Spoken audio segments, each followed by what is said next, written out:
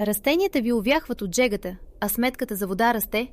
Най-вероятно правите голяма грешка, като поливате градината си само повърхностно.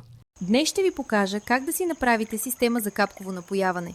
И то на цена от само 2 лева, използвайки подръчни материали. Вземете една празна пластмасова бутилка от 2 литра и я измийте добре. Пробийте малка дупка в капачката с помощта на нагрята игла или пирон.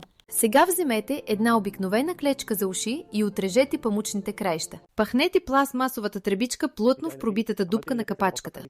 Напълнете бутилката догоре с чиста престояла вода за поливане. Завийте капачката здраво и обърнете бутилката с дъното нагоре. Забийте я леко в почвата, точно до корените на вашето растение.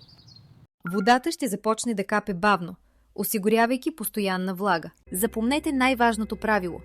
Бавното и дълбоко поливане е ключът. То стимулира корените да растат надолу, правейки растенията по-силни. Опитайте този лесен метод още днес и вашата реколта ще ви благодари.